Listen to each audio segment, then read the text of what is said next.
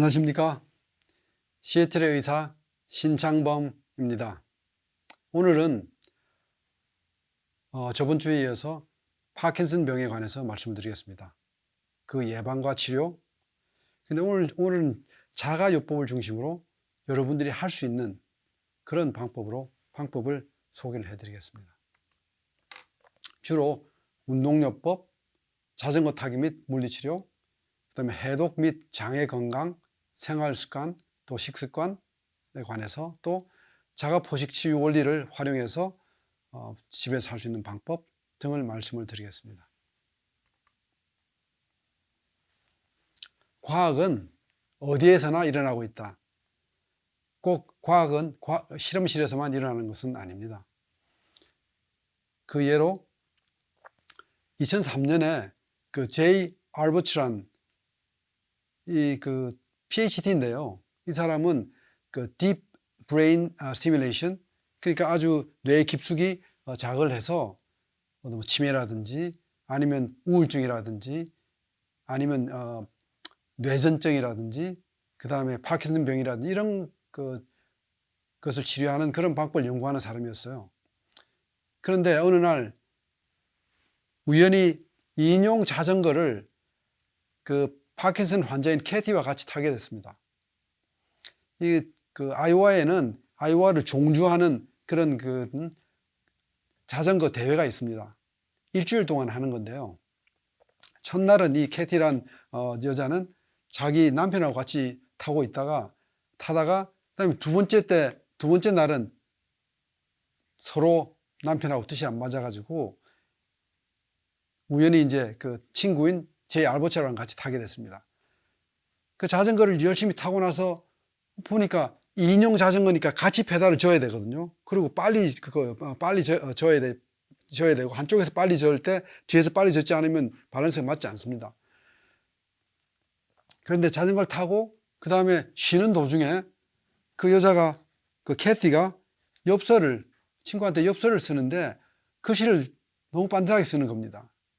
그래서 캐티도 놀라고 그다음에 제이 알버츠도 놀란 겁니다.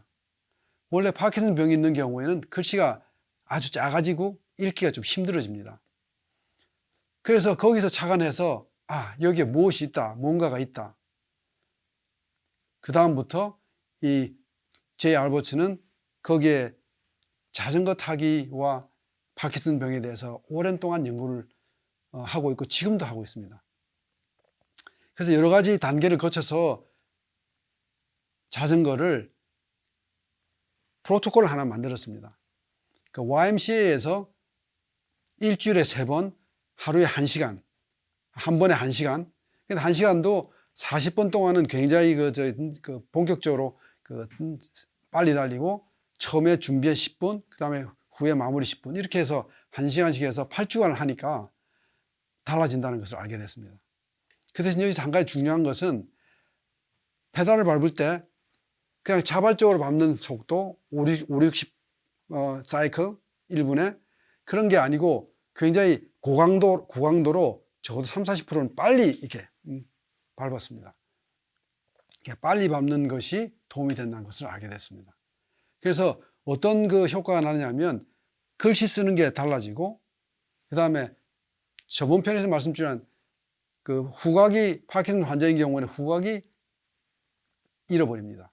후각을 잃어버리는데 그것이 후각이 돌아오고 그리고 주로 상체 운동에 있어서 훨씬 더 좋아지고 그 다음에 그것도 좌우로해서 비대칭이었던 것이 좀 더 대칭적으로 되는 그런 걸 알게 됐습니다. 그리고 다른 감정이나 어떤 무드라는 면에서 볼 때는 파킨슨 환자는 항상 혼자 있지 않습니까? 그리고 누가 도와주는 사람 말고는 그래서 굉장히 고립감을 느끼고 있는데 같은 다른 YMCA에서 다른 사람들하고 같이 페달을 밟고 그다음에 시간을 보내기 때문에 어떤 성취감과 동료감도 느끼게 되고 하니까 훨씬 더 기분 전환도 되고 여러 면에서 좋다는 것을 알게 됐죠. 그래서 제이가 계속 이걸 연구를 합니다. 그래서 한 번은 리보도파하고 그다음에 운동 하는 그룹하고 운동하는 그룹하고 이도저도 아닌 그런 컨트롤 그룹하고 10명씩 이렇게 따로 해서 보니까 리보도파를 약을 먹은 사람하고 그냥 운동만 한 사람하고 서로 비슷한 겁니다. 그러니까 운동에 효과가 있다는 거죠. 그 다음에 이분이 작년에 그 Journal of Neurological Science에 똑같은 그 프로그램으로 생체 역학적으로 측정을 해보니까 파킨슨 환자는 잘 돌지를 못하는데 회전을 훨씬 더 잘하고 걷는 속도도 빨라지고 이동도 잘 되고 전체적인 몸의 기능이 향상되는 그런 걸 발견하고는 다시 그 연구 결과가 나왔기 때문에 드디어 이제 여러 병원에서 그 NIH에서 300만 불을 보조를 받아서 연구를 앞으로 5년 동안에 과연 그 에어로빅 고강도 유산소 운동하고 파킨슨의 그 진행 한 5년 동안의 그런 진행 과정하고 어떤 컨트롤 그룹하고 어떤 차이가 있는지 그걸 연구를 하고 있습니다. 이 결과가 나오게 되면 보다 구체적으로 좀 더 운동과 에어로빅 운동과 그 다음에 파킨슨 병과의 관계에 대해서 말씀을 드릴 수 있을 것 같습니다. 그래서 대부분의 이게 물리치료의 방향이 이 고강도 유산소 운동인데 왜 고강도를 해야 되냐면 그냥 자발적으로 그냥 5, 60번 1분에 5, 60번 페달을 밟는 경우에는 심혈관 기능은 증가되지만 뇌에 어떤 자극이 가지 않습니다. 그렇지만 고강도를 해야 되는 경우에는 뇌에도 자극이 가니까 그 피드백을 받으면서 운동한 후에도 영향이 있다. 이렇게 생각을 하는 것이죠. 그리고 물리치료의 방향도 대부분 보다 큰 모션, 큰 동작 또는 빠른 동작 또는 밸런스 맞추는 동작, 그 다음에 스트레칭 이런 걸로 해서 물리치료를 하고 있습니다. 그래서 여기서 여러분들이 집에서 할 수 있는 것은 뭐냐면 그 고정 자전거 있잖아요. 스테이셔너리 바이크 그거를 가능하면 하나 구입하셔가지고 물론 타고 내리고 할 때는 굉장히 조심하셔야 됩니다. 왜냐하면 파킨슨 환자인 경우에는 그 타는 것도 힘들고 그다음 경우에 따라서 또 내리는 게 힘들 수도 있습니다. 그래서 예를 들어서 뭐 휠체어를 옆에 갖다 놓는다든지 아니면 붙잡고 걷는 워커를 옆에 갖다 놓는다든지 하여튼 그 상황에 맞게 그 스테이셔너리 자전거 옆에 고정 자전거 옆에 갖다 놓고 일주일에 3번 정도 한 번에 1시간 그래서 8주 동안 하는 것은 여러분도 집에서도 할 수 있기 때문에 제가 권해드립니다. 그 다음에 두 번째로는 전편에서 말씀을 드렸는데요. 장의 건강이 뇌의 건강이다. 장하고 뇌가 밀접한 관계가 있다는 것을 말씀을 드렸죠. 우선 그 유전학에서는 부모로 받던 유전자에 의해서 그건 결정이 돼버린다 하는 어떤 좀 결정론적인 그런 사고방식이 컸는데요. 지금 각광을 받고 있는 것은 바로 후생 유전학입니다.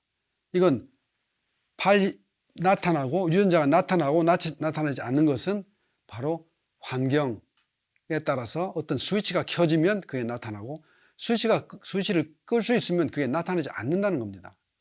그런데 이 스위치는 바로 여러분들의 생활 습관, 환경에 따른 그 변화, 생활 습관에 따른 변화에 의해서 어떤 질병을 유전자가 있지만 예방이나 치료가 가능하다. 이렇게 보고 있는 것이거든요. 그 환경이 그 장내 미생물의 환경이 바로 파킨슨 병에 영향을 미친다는 것입니다. 그래서 동물에 관한 연구로서 2016년에는 그 셀즈의 칼텍의 미생물학 연구진에서 발표를 하는데 단지 이것은 장내 미생물이 퇴행성 뇌질환의 어떤 기여하는 어떤 팩터뿐만이 아니고 그것이 원인과 결과적인 관계가 있을 가능성이 있다는 것을 처음으로 보여주는 저널이 2016년 12월에 나왔습니다.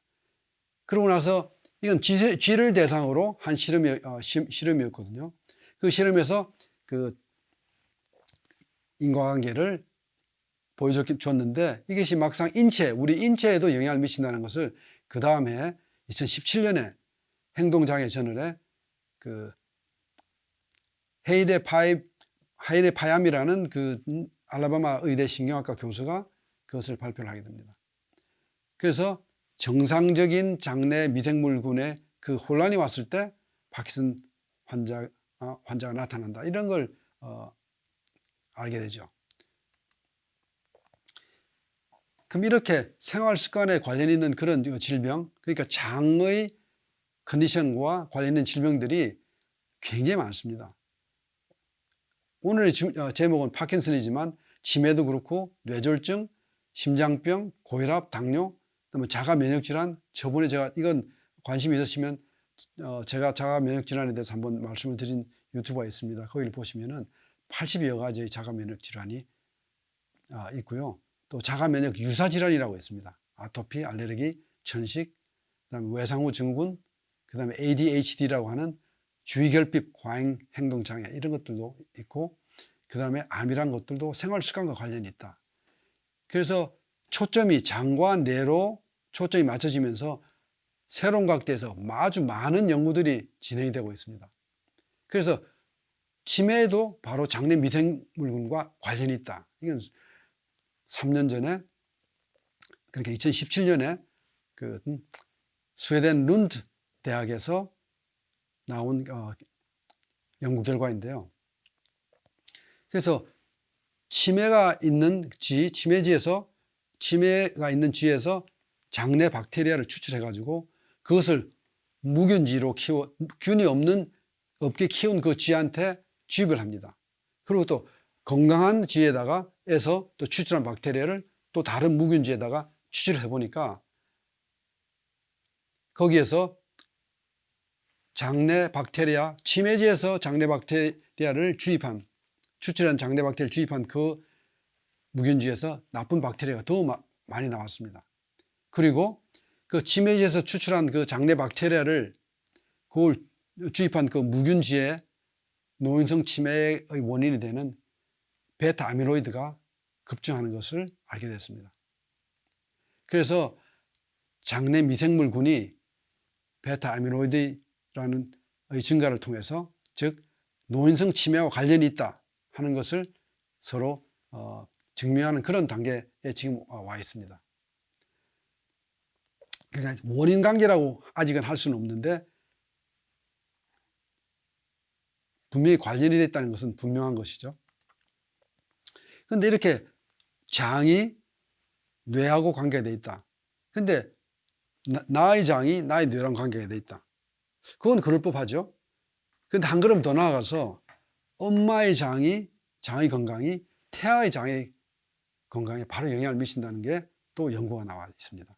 여러분 자폐증 환자 알죠? 자폐증 환자는 똑같은 말을, 아니죠, 뭐 똑같은 행동을 계속 반복을 한다든지 한 군데 다른 사람하고 이게 커뮤니케이션이라든지 어떤 뭐랄까 의사교환이란 게 잘 되지가 않습니다.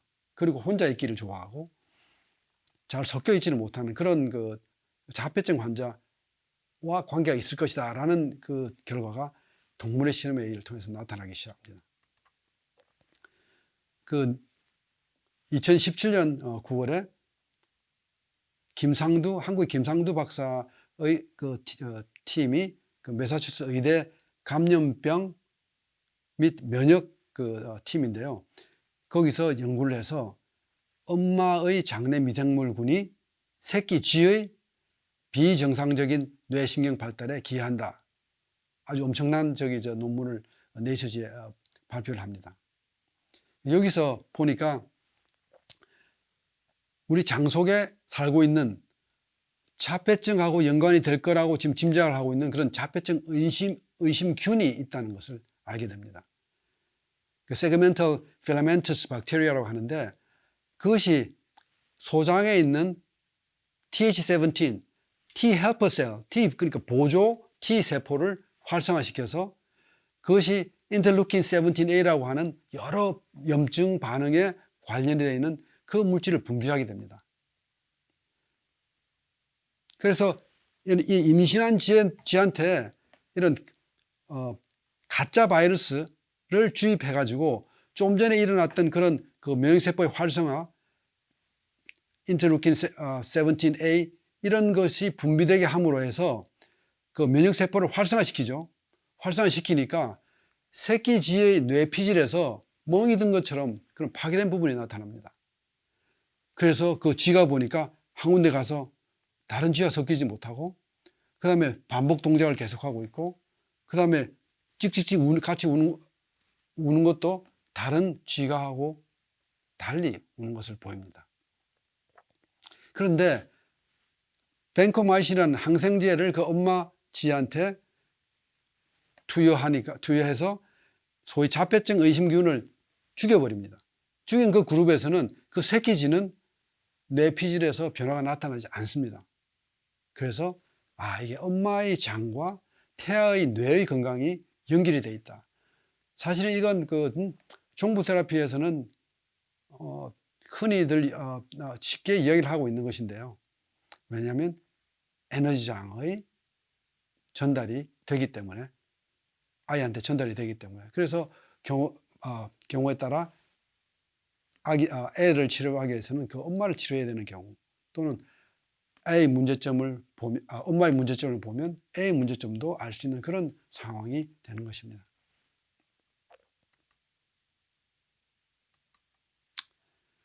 그래서 요즘은 그런 그 장내 미생물과 질병과의 그 관계에 대한 그 연구들이 많이 되고 있는데요. 그 중에 몇 가지 예를 들어보면, 프로보텔라 코피라는 그 균은 관절통하고 관련이 있고, 페르미큐테스, 소위 말하는 뚱보균은 비만과 관계가 있고, 또 소장 내에서 어떤 미생물이, 소장에는 원래 미생물이 거의 없거든요. 고작해야 하나에서 1만 개 미만으로 있는데, 그 소장에 많은, 그러니까 미생물이 있게 되면, 예를 들어서 10만 내지 1억 마리 정도 있게 되면 그것이 비정상이 되는 것이죠. 근데 그 중에서도 유익균이 많은 경우하고 유해균이 많은 경우하고는 다릅니다. 근데 소장 내에서 미생물이 과증식하게 되면서 유익균은 감소하고 유해균이 증가합니다. 유익균은 여러 가지가 있습니다만, 그 한 예로 비피도박테리움이라는 그런 그 유익균이 있고요. 그 다음에 유해균으로서는 시겔라라든지 아니면 에로모나스라는 그런 그 유해균이 있습니다. 그러니까 이런 것들이 서로 비율이, 원래는 유익균과 유해균은 유익균이 한 1, 유해균이 한 3 정도의 비율을 맞추고 있는데, 그 비율이 깨지면서 나타나는 것이 과민성 대장증후군이기도 합니다. 그 다음에 또 자폐 의심균은 그 자폐증하고 관련이 있다는 것이죠.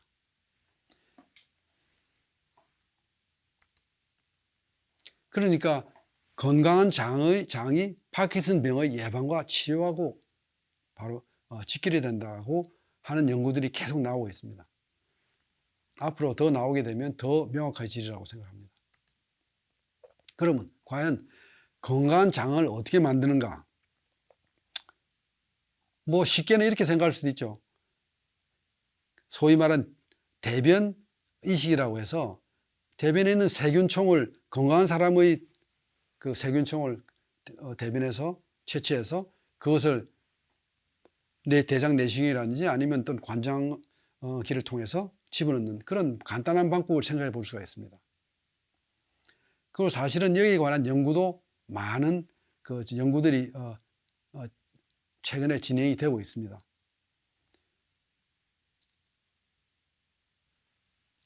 여기에서 건강한 장을 만들지는 못하는 경우에 유익균과 유해균의 비율이 깨지면서 여러 가지 문제, 또 여러 종류의 다른 종류의 유해균이 생기면서 문제가 생기는 것이죠.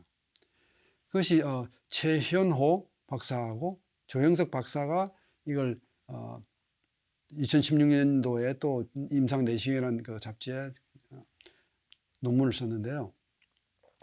소위 우리 몸에서 장하고 관계된 질환, 뭐 염증성 장염이라든지 과민성 장염이라든지 그 다음에 궤양성 장염이라든지 뭐 여러 가지가 있죠. 그런 장에 관련된 질환뿐만이 아니고 비장 질환인 경우에도 마찬가지로 장의 건강과 관계가 많다. 여기는 아까 그 생활 습관하고 관계된 그런 비슷한 뭐 자가 면역 질환이라든지 아니면 그 자가 면역 유사 질환이라든지 아니면 대사 질환, 대사 질환, 당뇨, 비만, 지방간 이런 대사 질환이라든지 그 다음에 그 퇴행성 질환이라든지 이런 것들이 다 많이 연관이 되어 있다. 그런 얘기죠. 그런데 문제는 뭐냐면 최근에 그 클로스트리디움 디피실이라고 하는 그 대장염이 있는데 이건 잘 낫지 않습니다. 그 항생제를 써서 도움이 잘 안 되는 경우가 많기 때문에. 근데 그것을 그 세균총 이식 또는 대변 이식으로 이식을 했는데 거기에 이콜라이라는 감염으로 해서 심각한 부작용이 나타난 케이스가 6사례가 보고가 되는데 그 중에 2명은 또 사망을 하게 됩니다. 그래서 아직은 세균총 이식은 안전성이나 그 효율성 면에서 담보하기가 아직 힘들기 때문에 굉장히 조심을 해야 됩니다. 우선 건강한 그 대변의 그 기준이 뭔지에 대해서 아직은 확실하게 기준이 정해져 있지 않다고 봅니다. 지금까지는 건강한 사람, 질환이 없는 사람, 건강한 사람의 변에서 세균들을 모아서 이식을 했는데 그 기준이란 것은 정확하게 정하기가 힘들다는 것이죠. 그리고 또 받는 사람의 건강 상태에 따라서 여러 가지 변하기 때문에 좀 더 디테일한 것이 나와야 되고 이건 또 집에서 하기는 곤란하기 때문에 다음으로 넘어가겠습니다. 그러면 건강한 장을 만들기 위해서는 어떻게 해야 되느냐? 여러 가지 생활습관, 특히 식습관의 변화가 있어야 되는데요. 우선 장내에서 유해균이 발생되는 원인을 제거하거나 아니면 있는 그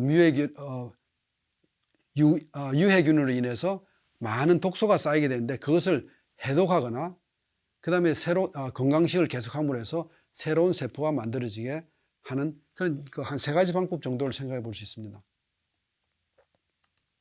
우선 장내 유해균 발생의 원인을 제거하기 위해서는 설탕, 그다음 식품 첨가물, 항생제, 섬유소 결핍, 그 다음에 소금의 과잉 섭취, 스트레스 이런 걸 예를 들었는데요. 특히 이 설탕의 문제는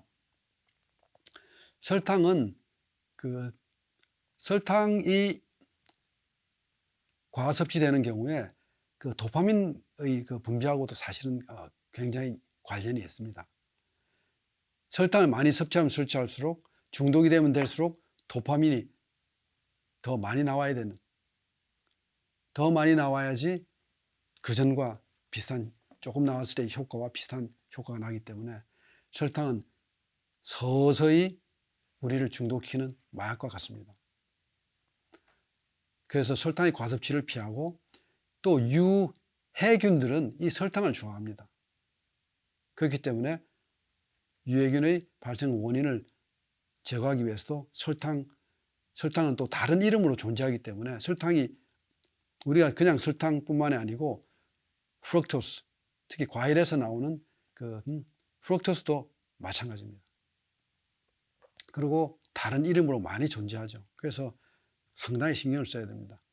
그 다음에 식품 첨가물들은 우리 몸에서 한 번도 역사상 인류가 탄생하고 난 다음부터 한 번도 경험하지 못한 그런 식품 첨가물들이 요즘은 나오지 않습니까?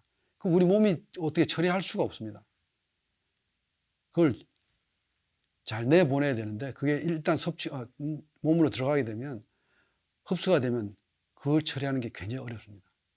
그 다음에 항생제를 넣어서 그 유해균 아니 유익균을 다 죽여버리게 되면 유해균이 더 쉽게 자라게 되죠. 저도 개인적으로 경험이 TB를 알았을 적에 항생제를 거의 1년을 먹었습니다. 어떻게 되겠습니까? 장내 유익균이나 유익균 다 죽었겠죠. 그 다음에 섬유소의 결핍. 섬유소가 적당히 있어야지 그것이 변을 끌고 나가고 여러 가지 부패물들을 끌고 나가는 역할을 하는데, 그렇지 못하고 그게 오래 남아 있으면 유해균 발생의 원인이 되고, 그 다음에 소금의 과잉 섭취, 이건 나쁜 소금을 이야기하는 거죠. 그 다음에 스트레스가 많은 경우에도, 많으면 우선 배가 아프지 않습니까? 배가 아프면 소화가 안 되죠. 소화가 안 되면 어떻게 됩니까? 오래 남아 있죠. 오래 남아 있으면, 정체되면 거기에는 썩는 게 더 많아지는 거죠. 그래서 장내 유해균 발생의 원인을 제거한다. 이것이 중요하겠죠. 그 다음에는 일단 들어온 것들은 해독을 시켜야 됩니다. 해독이라든지 이걸 뭐 디탁스라고 부르기도 하고, 뭐 독소 제거. 이건 한방에서는 만병일독, 모든 병은 하나의 독에서 시작한다. 다른 말로는 어혈에서 시작한다. 요즘 말로는 혈전이 되겠죠. 혈전. 현대과학에서는 혈전이라고. 그럼 혈전이나 어혈이 있게 되면 혈액순환 장애가 되지 않으면 우리 모든 장기는 다 혈액이 공급이 되지 않습니까? 혈액 없이 돌아가지 않죠. 근데 거기에 혈액순환 장애가 생기게 되면 뇌는 뇌대로, 심장, 콩팥, 이자, 생식기, 면역체계 모든 것들이 다 문제가 되는 것이죠. 그래서 결국은 깨끗한 피가 중요하다. 그 말이 결국은 만병일독이라는 말로 한방에서는 썼었습니다. 그것이 최근에 와서는 1991년에 존스 홉킨스 의대팀에서 결국은 모든 질병의 36,000종 이상의 모든 질병의 최종 원인이 되는 독소는 바로 활성산소다, 이렇게 이야기를 하죠. 그래서 활성산소를 해독하는, 또 해독을 도와주는 효소들의 섭취가 중요하다는 그런 것이 되겠죠. 그래서 해독을 잘해야 된다. 그 해독을 하는 방법으로 해독하는 방법이 여러 가지가 있습니다만은, 제가 추천해 드릴 수 있는 방법을 한 가지 소개해 드리겠습니다. 녹즙이라고, 주스가 아니고요. 주스는 안에 펄프가 많이 들어있기 때문에 또 양도 많고, 또 펄프를 소화시키려면 또 힘들기 때문에 녹즙이라는 형태로 섭취를 하게 되는 그것을 이야기합니다. 그래서 항산화 녹즙을 당근과 또 당근, 샐러리, 그리고 비트로 섞어서 그걸 기본적으로 하고 나머지는 더 원하시는 것을 넣으면 되겠습니다. 기본적으로 하는데 그 이유는 다음과 같습니다. 우선 당근은 점막세포를 재생시키는 데 효과가 있습니다. 당근에 있는 베타카로틴이, 근데 이 점막세포라는 게 사실은 굉장히 중요합니다. 우리 몸 바깥에 있는 피부, 그 다음에 우리 몸 안에 입으로부터 항문까지 쭉 통하는, 거기에는 다 점막세포가 있지 않습니까? 그런 점막세포들은 모두 다 면역체계하고 관련이 있습니다. 이것이 좋지 않으면은 여러 군데 문제가 생기는 것이죠. 그러니까 그 점막세포가 사실은 우리가 장의 미생물이라 그러지만 입에서부터 항문까지 다 통과되는, 다 공통되는, 연결되는 그런 부분을 이야기하는 거죠. 그러니까 그 점막세포들이 잘 재생이 되고, 그다음에 면역 활동을 잘 하게 되면 많은 문제들이 해결되는 것이죠.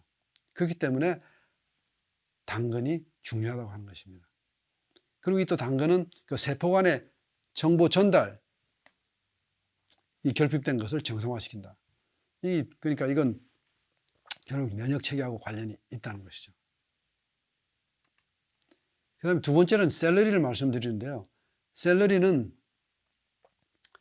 여기에 굉장히 많은 안에 성분들이 들어있는데, 루테올린이라든가, 그 다음에 에피제닌이라든가, 프탈라이드라든가, 세다놀리드라든가 이런 것들이 들어있는데 모두 다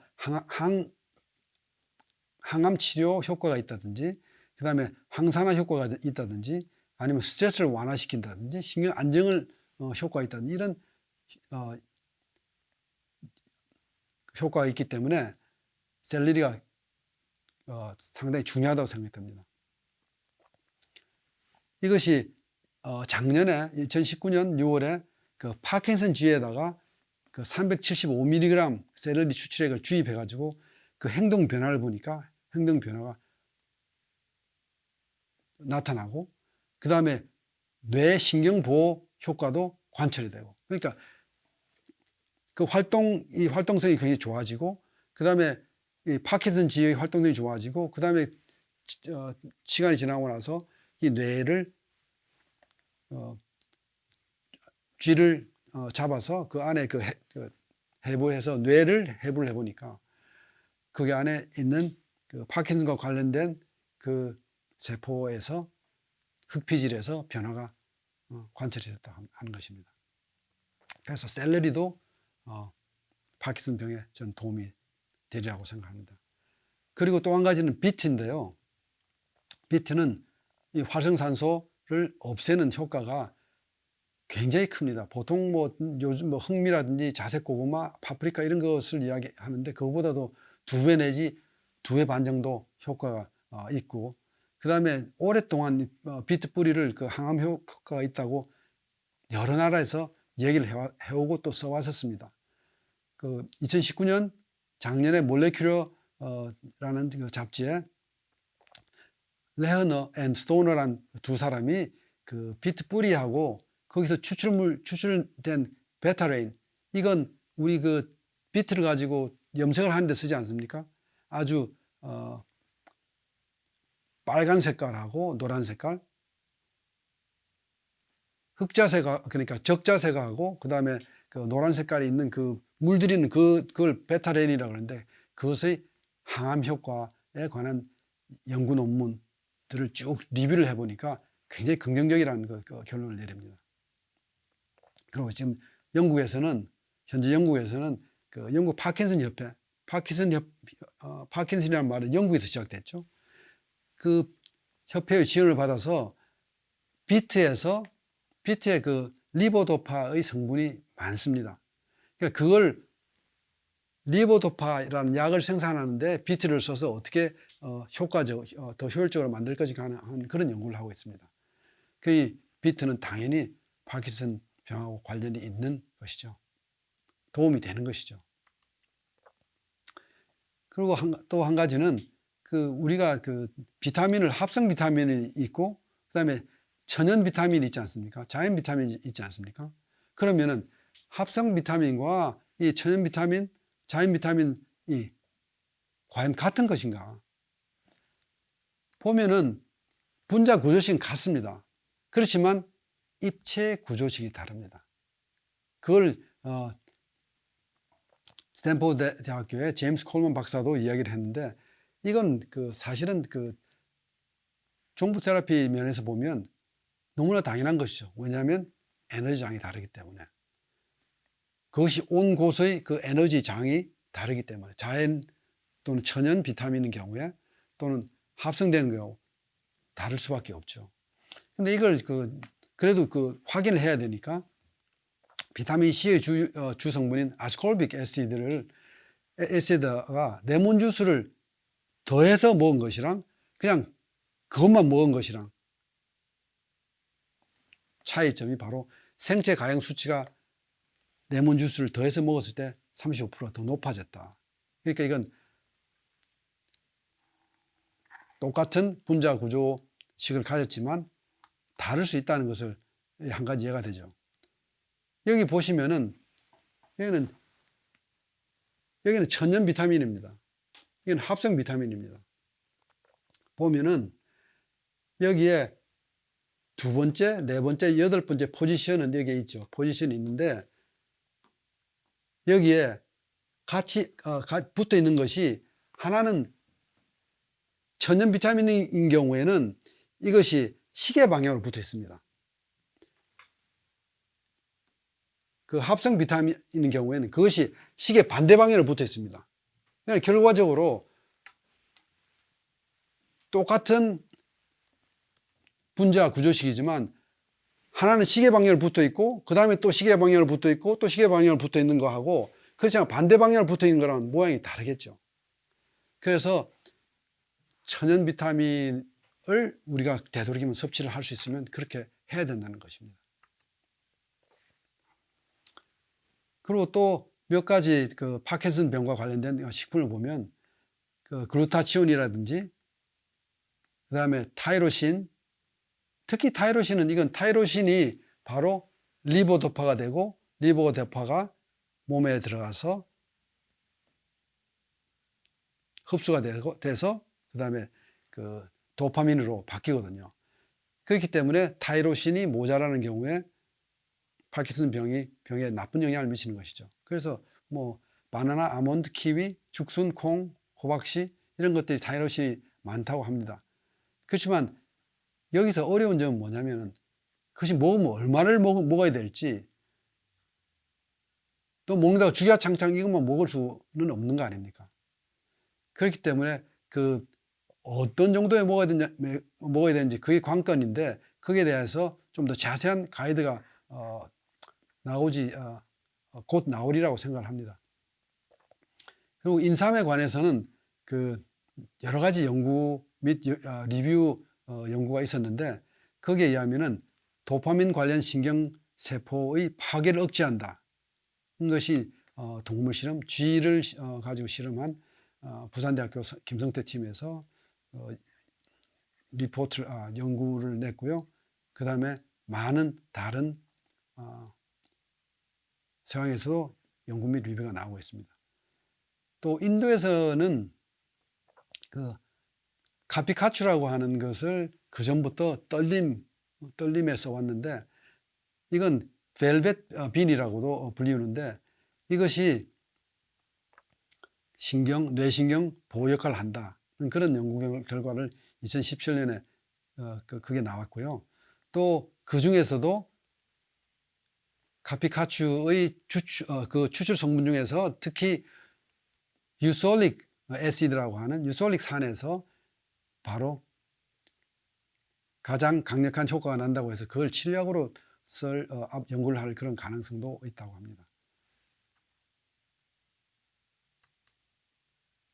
그래서 여기서 제가 레코멘드 해드릴 수 있는 것은 항산화 녹즙, 그걸 당근을 50%, 샐러리를 30%, 비트를 20% 하면 먹기도 상당히 좋습니다. 왜냐하면 당근은 좀 달지 않습니까? 비트를 이거보다 좀 더 많이 넣으면 굉장히 먹기가 곤란합니다. 하루에 한 잔 정도, 뭐 한 100 내지 150cc 정도 마시고 그 다음에 정상적인 섬유질이 풍부한 그런 골고루 식사를 하시면은 파킨슨 병에 도움이 될 수 있다 이렇게 저는 생각합니다. 그리고 이건 집에서 할 수 있기 때문에요. 이 녹즙을 권하는 이유는 사실은 요즘에는 땅이 너무 척박해지고 산성비가 많고 그래서 그전처럼 그 미네랄이라든지 비타민이 야채 같은 양으로 들어있지 않습니다. 한 20분의 1 정도 들어있다고 하는 연구 결과도 많이 나옵니다. 그럼 뭐 시금치를 뭐 20단을 먹겠습니까? 그래서 이렇게 즙으로 짜서 먹는 것을 권하고 있습니다. 그 다음에 또 한 가지는 또 한 가지의 그 다른 원리로 인해서 접근할 수 있는 것이 소위 자가 포식에 의한 치유라고 해서 자가 포식의 개념을 좀 더 이게 잘 설명이 된 것은 최근입니다. 2016년에 오스미 요시노리라는 그 일본 학자가 그 노벨 생리의학상을 받았는데 바로 자가 포식을 규명했다. 그래서 이 연구는 물론 그 전에 나온 것이죠. 자가 포식이란 것은 바로 그러니까 파킨슨 병의 그 원인 물질 중에서 그 변형된 알파 시누클레인이 있다고 그것이 축적된다고 하지 않았습니까? 그것이 그 미주신경을 따라서 올라가서 그 중뇌로 가서 영향을 미친다. 그러니까 그 변형된 알파 시누클레인을 잘 처리를 하면, 자가 포식을 잘 해서 처리를 하면 줄일 수가 있겠죠. 그래서 자가 포식 원리를 이해하는 것이 상당히 중요합니다. 자가 포식 원리란 것은 이런 거랑 똑같습니다. 우리의 모든 세포가 다 쓰고 나면 수명이 다 끝나지 않습니까? 예를 들면 적혈구는 120일, 그러면 죽고 나면 그 남는 그 안에 있는 그 쓰고 남은 죽은 세포를 어떻게 처리하겠습니까? 그거를 다시 리사이클링해서 써야 될 부분이 있고, 그 다음에 이제 열로 태워야 돼서 쓸 부분이 있고, 태워야 될 부분이 있고, 그 다음에 바깥으로 보내야 될 부분이 있고, 그걸 정리를 해야 되지 않습니까? 그것이 바로 우리 세포에서 하고 있는 자가 포식 또는 오토파지라고 하는데요, 작용입니다. 그것이 잘 일어나게끔 하면 여러 가지로 질병을 막는 데 도움이 되겠죠. 여기 보면 그 손상된 세포가 죽어 손상 세포를 이렇게 감싸게 됩니다. 감싸서 이걸 오토파고스미라고 하는데, 감싸면 그 다음에 리소솜이라고 해서 이건 안에 있는 거 모든 걸 다 녹여버리는 그런 자가 포식과 세포가 만나게 돼서 그것이 안에 그 효소를 뿜게 돼서 이 안에 있는 것이 처리가 되는 것이죠. 이렇게 처리되면 손상된 단백질을 잘 정리해서, 그러니까 한마디로 이야기하면 집을 잘 청소를 하는 것이죠. 갖다 놓을 때 갖다 놓고, 그 다음에 없앨 때는 없애고, 그 다음에 먼지는 먼지대로 털어내고, 그러면 다시 공기는 통하게 하고, 그렇게 되면 다시 상쾌한 방이 되지 않습니까? 집이 되지 않습니까? 그렇처럼 그렇게 세포를 만든다는 것이죠. 이렇게 만들게 하는 자가 포식 발현제들이 슬슬 이제 알려지기 시작합니다.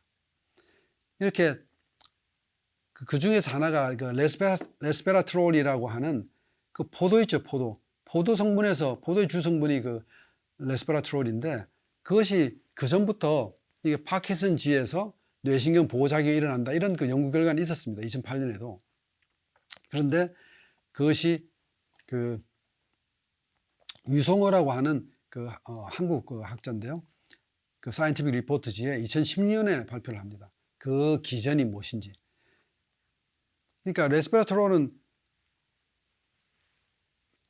ATP라고 하는, 우리 소위 말하는 그 ATP란 건 그 열량을 내게 하는 모든 에너지는 ATP를 통해서 우리가 만들게 되죠. 그래서 에너지 화폐라고 부르는데, 그 레스베라트롤하고 ATP하고 그 구조가 아주 유사합니다. 그래서 하나가 ATP가 가서 붙으면은 레스베라트롤은 가서 붙지 못하고, ATP가 없으면 레스베라트롤이 가서 경쟁적으로 그 자리를 차지하게 됩니다. 그래서 거기에서 있는 세포 내 인산화 효소라고 하는 작용이 있는데, 소위 말해서 mTOR라고 하는 세포 내 인산화 효소를 작용을 그 레스베라트롤은 억제합니다. ATP는 그 증가시킵니다. 이 mTOR란 그 효소가 바로 이것이 증가하면 세포의 증식이 일어나고, 또 거의 심해진 경우에는 암으로도 될 수가 있습니다. 이 mTOR가 작용이 억제되면서 레스베라트롤에 의해서 이것이 ULK1이라는 효소를 증가시킵니다. 이게 증가시킴으로 해서 세포 내에서 자가 포식 작용이 활성화된다 하는 그런 것을 발표해서 굉장히 놀라게 했는데요. 이것이 바로 자가 포식을 할 수 있는 발현제로서의 그 효과에 대해서 다른 면에서 또 연구 결과들이 나오기 시작합니다. 그 다른 연구 결과가 뭐냐면은, 그 척추 손상 시에 레스피레토리 자가 포식 작용을 해서 척추 신경 보호에 도움이 된다. 그러니까 이건 물론 쥐에 대한 그 실험인데요, 그런 연구 결과가 2018년에 나오게 됩니다. 그래서 그 레스피레토리는 포도에 풍부하고, 또 포도 단식을 한때 또 이게 굉장히 유행하지 않았습니까? 그 포도 단식으로 해서 자가 포식 작용을 잘 활성화시키면은 뇌세포 퇴행을 방지할 수 있다는 그런 하고도 연결이 되겠죠. 그렇지만 장기간으로 높은 양 하루에 2.5g 이상을 복용하게 되면 부작용도 생깁니다. 테스토스테론이 증가하고 그다음에 에스트로겐이 감소하고 속이 메스껍고 또 토하게 되고 경우에 따라서 설사도 하게 되고 간에 부담이 됩니다. 그래서 적당한 양의 레스피라토를 섭취하는 것은 자가 포식을 발현하는 데 도움이 된다는 그런 연구 결과들이죠. 또 한 가지는 그 용안육이라고 해서 이것은 거기에 용안육에서 복합 추출물을 뽑아내서 지금 현재 연구를 하고 있는데 임상 그 이상에 지금 올라와 있습니다. 그러니까 이 얘기는 뭐냐면 우리가 많이 먹는 음식이기 때문에 상대적으로 그러니까 상대적으로 세이프한 거죠. 그렇기 때문에 이건 저는 먹을 수 있다 그렇게 생각을 합니다. 그리고 이것이 자가 포식의 활성화를 도와준다라고 생각을 합니다. 그렇지만 얼만큼 먹어야지, 그 다음에 어느 정도 또 오랫동안 먹어야지, 이런 거에 대해서는 연구 결과가 나와 있지 않기 때문에 지금 앞으로 눈여겨볼 대목입니다. 그 다음에 이거는 그 제약회사에서 승인이 나서 그 나온 약인데 닐로티닙이라고 해서 원래 그 만성 백혈병 치료를 할 때 썼는데 이건 그때 상당히 큰 용량을 썼습니다. 800mg을 썼는데 그것이 백혈병은 아니기 때문에 상대적으로 이걸 낮춰서 도수를 낮춰서 150 또는 300mg을 약 24주 동안에 쓴 결과 그 파킨슨 환자한테 도움이 됐다. 그런 그 연구 결과가 있습니다. 근데 문제는 뭐냐면은 150이나 300mg을 쓰는데도 불구하고 이것이 부작용들이 또 꽤 나타났습니다. 골수를 억제한다든지 또는 그 갑자기 빌리루빈이 증가한다든지 또는 피부에 발진이 일어난다든지 말초 동맥에 막혀버린다든지 이런 것들이 나타나기 때문에 니로티닙은 자가포식 발현제로서의 효과는 있다고 알려져 있습니다만은 굉장히 조심해야 되는 그런 것입니다. 그래서 우리가 그럼 여기서 할 수 있는 것은 뭐냐? 제가 생각하기로는 한 일주일 정도의 단기간 그 포도단식은 그 자가포식을 활성화시켜서 스스로 그 오토파지 세포 청소를 시켜서 뇌신경 보호에 도움이 될 수 있다. 그래서 파킨슨 환자인 경우에도 저는 이것을 적용할 수 있다고 생각합니다.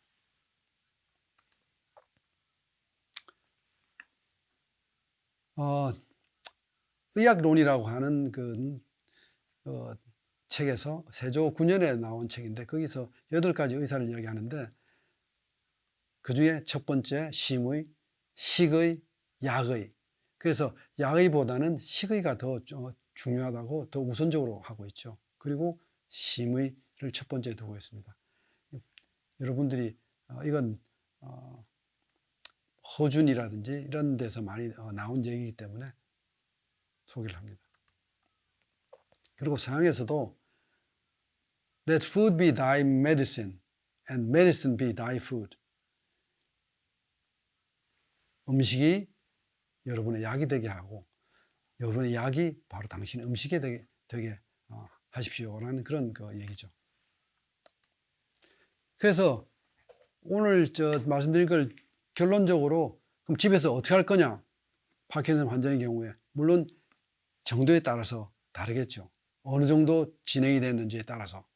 그렇지만 집에서 할 수 있는 걸로서 제가 말씀을 드린다면 그 자전거 타기, 고정 자전거 타기 8시간 아니죠.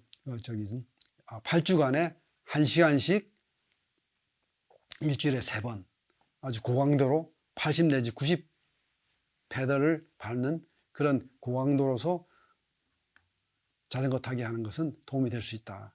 단지 자전거에 오르고 내리고 할 때 파킨슨 환자의 경우에는 주의가 필요하다. 사실은 자전거 밖에서 타는 것도 파킨슨 환자의 경우에 자전거 타는 것도 사실은 탈 수 있습니다. 그런 그 보고도 뉴잉글랜드 저널 메디슨에 유명한 그 케이스가 리포트 되기도 했습니다. 그렇지만 집에서 그러려면 타고 내리고 하는데 여러 가지 도움이 필요하기 때문에 집에서 할 수 있는 방법을 여러분들이 레코멘드합니다. 그리고 두 번째로는 설탕의 과섭취, 하루에 20g 미만. 근데 이거 따지기 힘들죠. 그래서 가급적이면 설탕, 그리고 설탕과 유사한 것들, 과당 피해야 됩니다. 그 다음에 식품 첨가물, 항생제, 그 다음에 섬유소 결핍된 식단, 그 다음에 나쁜 소금의 과잉 섭취, 그리고 무엇보다도 스트레스 관리, 이런 것들이 건강한 장을 만드는 데 도움이 됩니다.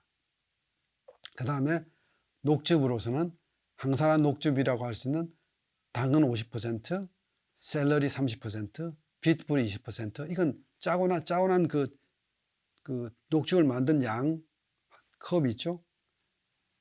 100 내지 150 cc 된 컵에다가 반은 당근, 30%는 샐러리, 20%는 비트, 이렇게 하시면 되고요. 식전에 하루에 한 잔 마시고 나머지는 정상적인 섬유질이 풍부하고 또 골고루 식사를 하는 것이 파킨슨 병에 도움이 될 수 있다고 생각합니다. 그리고 이건 또 충분히 할 수가 있고요. 그리고 마지막으로는 일주일 동안 단기간에 포도 단식을 하는 것도 자가포식의 활성화로 해서 몸에 있는 것을 해독시키는데 도움이 되고 청소를 하는 데 도움이 되기 때문에 그것이 뇌신경 보호에 결과적으로 도움을 줄 수가 있습니다. 그래서 여기까지 4가지 방법을 여러분들이 해보셔서 파킨슨 병의 경우에 또는 가족의 경우에 도움을 받으시기 바랍니다. 다음번에는 자가요법이 아니고 타가요법으로서의 방법들, 그리고 종부 테라피에 관해서 말씀을 드리겠습니다. 감사합니다.